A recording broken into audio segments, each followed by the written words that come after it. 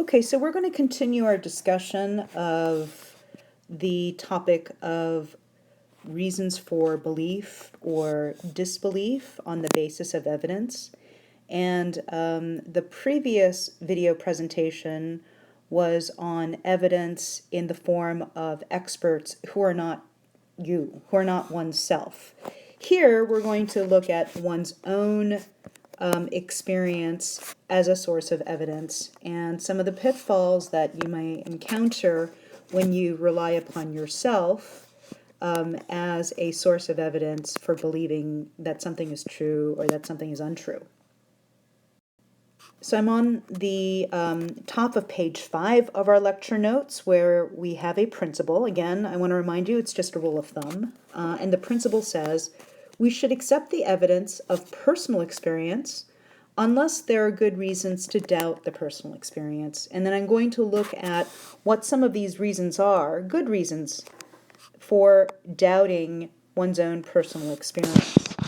So one of the things that is going to be a clear reason for not taking one's own personal experience seriously is when you're impaired.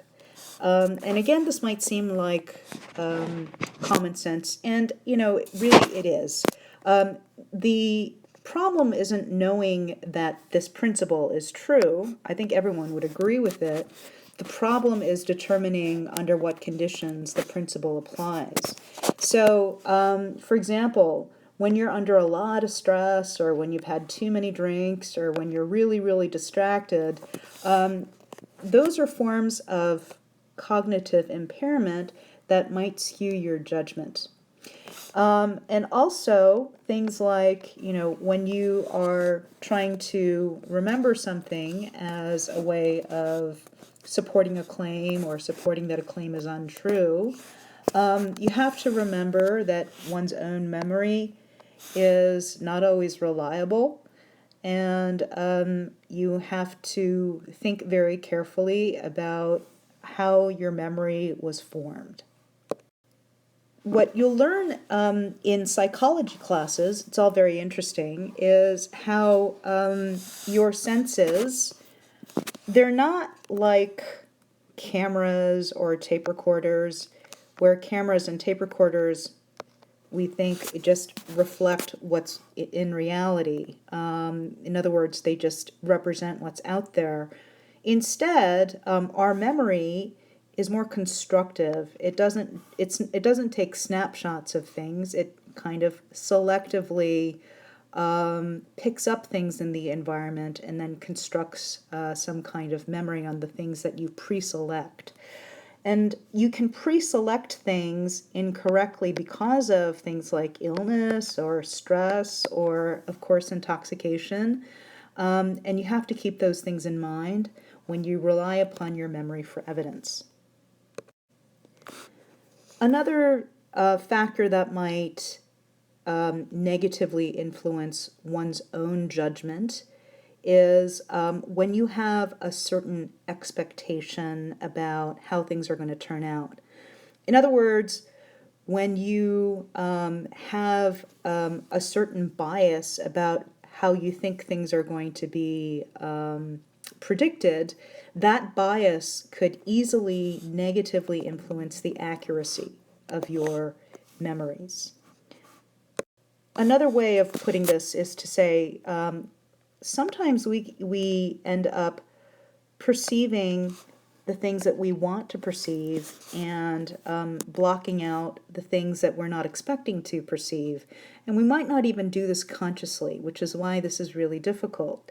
You might not be able to catch yourself in the act of doing that, but by trying to make yourself more aware that your memory and your perceptions could be subject to these kinds of external influences like expectations, I think will make you a more cautious thinker. And that's part of what we want to do as critical thinkers, is to be more careful about what might negatively impact our thinking.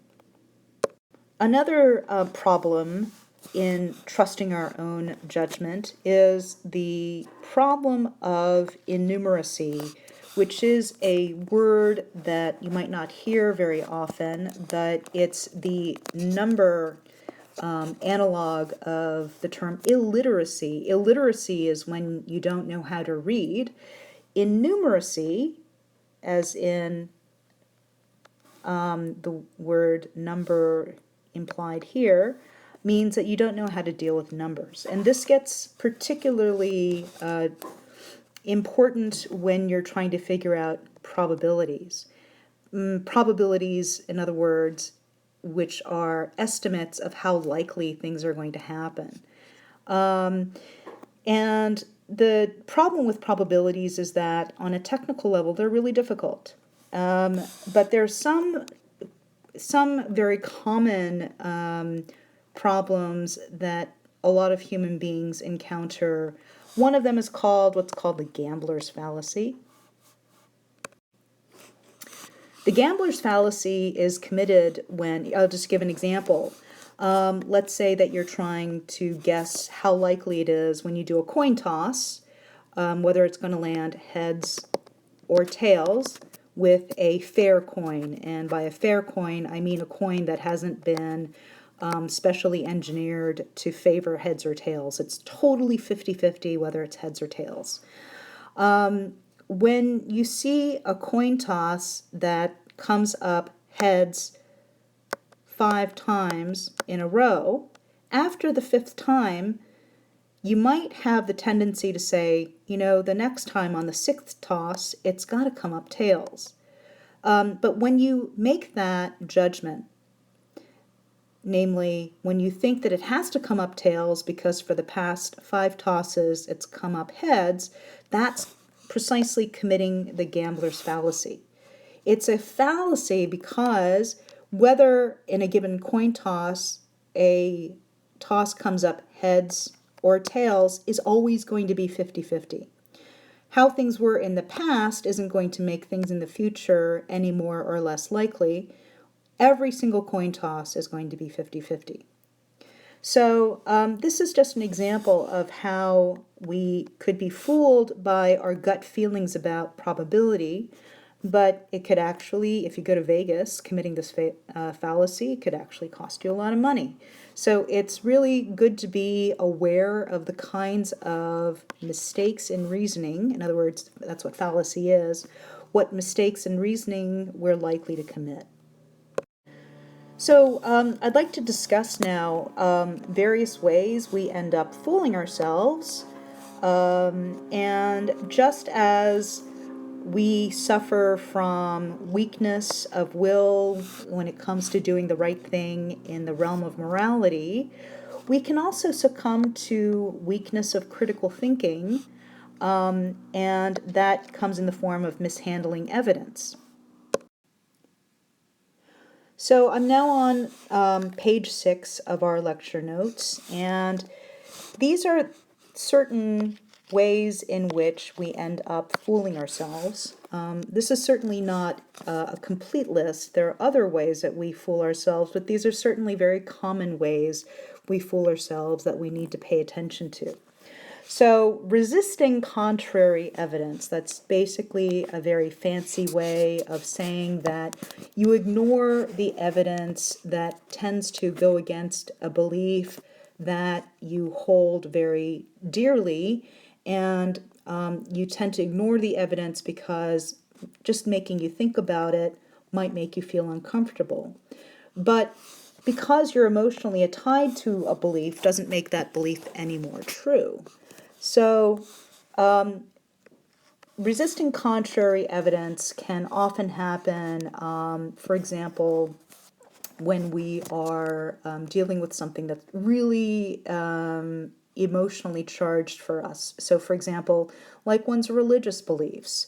If you are, for example, very religious, it might be difficult for you to consider evidence that makes you doubt your religious belief. Or vice versa. If you are a total atheist, it might be very difficult for the atheist to consider evidence that there might be a divine being.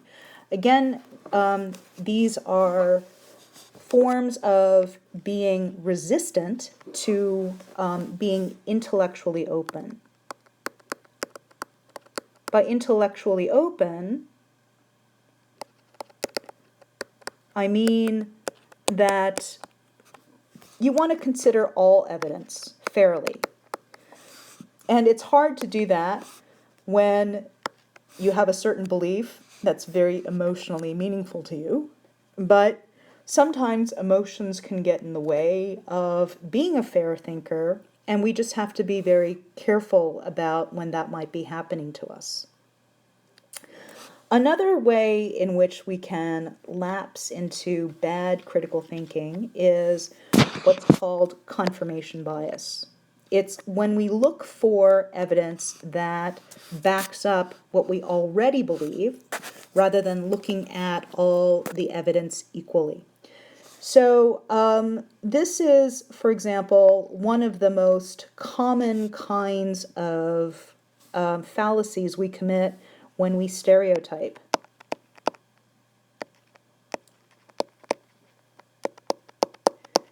When we use racial or gender stereotypes, we tend to look for those pieces of evidence that back up the stereotype and ignore those pieces of evidence that go against the stereotype.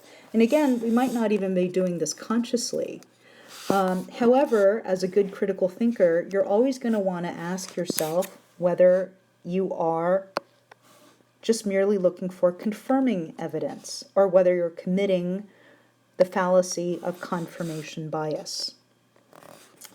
Another form of lapsing in your critical thinking is what's called preferring available evidence. And available evidence is a technical term in the literature and psychology that means whatever evidence that seems to be the most vivid or striking. So a notable illustration of that is where, for example, some people have a real fear of flying, even though the numbers say that it's more dangerous to drive on the highway than it is to go flying in an airplane. The numbers actually bear that out pretty clearly, and they've been bearing that out consistently over many decades. But because if somebody sees a movie about a plane crash, because the image of a plane crash is so much more vivid than the image of a bumper accident on the road, you might think that it's more dangerous to fly rather than to drive, even though that's not true. And that's when you commit the fallacy of preferring available evidence. Available meaning that it is more psychologically vivid. But just because something is more psychologically vivid doesn't mean that it's more likely or that it's more true. Okay, now the final part of our lecture on reasons is examining the news. And this is a really important part of how we get information about current events, namely what gets aired on network news or on newspapers or blog coverage. And often this is a very, very contentious area. Contentious, by the way, really good word, means, I'm sorry, there should be an N here, contentious. Let me write that again. It is contentious, contentious, which means that it brings on a lot of debate. So claims in the news are very contentious because a lot of people have strong political views that make them commit all sorts of errors, the kinds that we were talking about before. It can make them resist contrary evidence or look for confirming evidence or committing the fallacy of available evidence. One of the reasons why we want to become good at critical thinking is so that you're not at the mercy of biased journalists who might be giving you very incomplete information about events that are happening and that can impact your life in a very immediate and meaningful way. So, there are certain news networks that tend to have a certain political bias. I don't know if you are familiar with, for example, Fox News. And Fox News is a news network that tends to have a very biased and slanted way of presenting current events, even though their slogan is fair and balanced.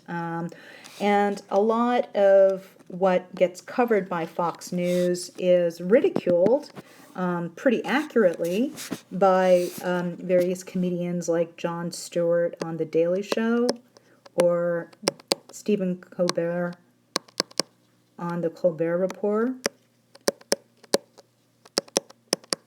which I think I urged you guys to check out because not only because they address Fox News, that's really not even what I had in mind. It's because Jon Stewart and Stephen Colbert are really, really good, powerful critical thinkers. And they present their critical thinking in a humorous and satirical way. But if you catch what they observe in the bad thinking that is often done by Fox News, you can learn a lot about how to pick up on patterns of bad thinking and apply them when you observe bad thinking yourself. So,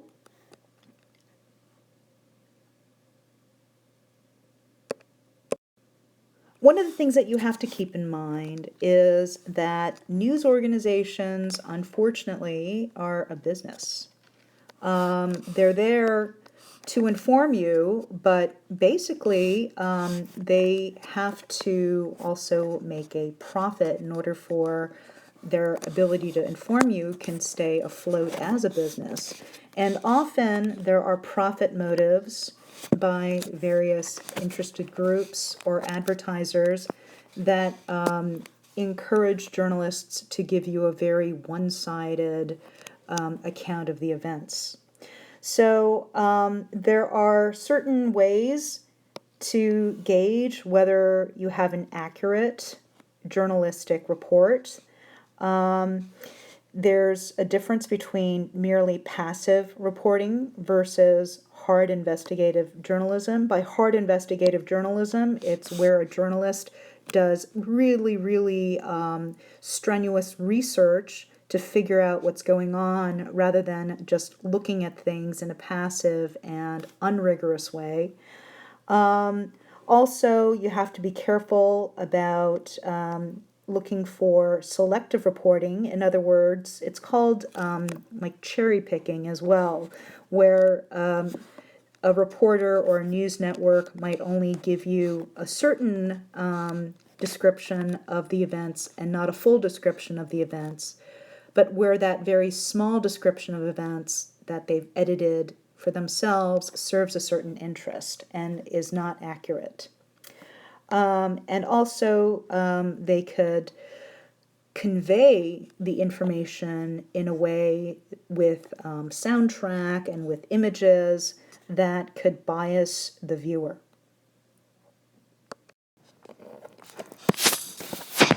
So here's some advice on how you can sort out the news.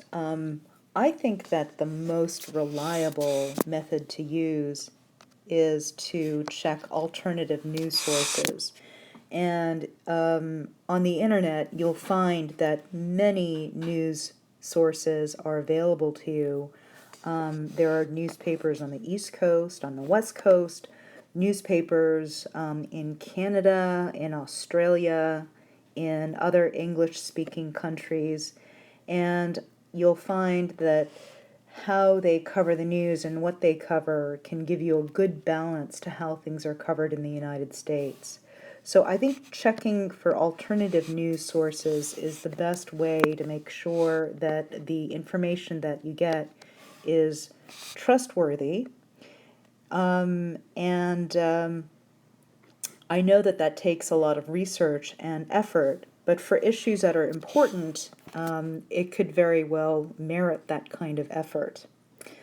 As for advertising and persuasion, the basic lesson of information that you get in advertising is that I think the general rule of thumb is that you need to be doubtful. And you need to be doubtful because advertisers basically want to sell products, and they want to sell products so they can make money. So they're not trying to give you accurate information about the products. They're trying to give you information that's going to make you buy the products. And that doesn't necessarily mean that the product that they're describing is being described accurately. So you just need to be on guard with any kind of product, whether it's beer or whether it's a car or whether it's any kind of food. Generally, people want to, advertisers want you to think that a food is good and healthy for you, or that drinking a certain kind of beer is going to mean a certain kind of lifestyle. At the end of the day, these are just advertising gimmicks to get you to buy. So I think doubt is the best attitude to have towards the accuracy of an ad content. And again, this might be common sense to you, but part of what we want to do in critical reasoning is remind ourselves of some of these common sense values that help us sort out the bad information from the trustworthy, reliable information. Because at the end of the day, we're all trying to make our beliefs as well supported as possible with true objective sources, because at the end of the day, we're trying to get at the truth.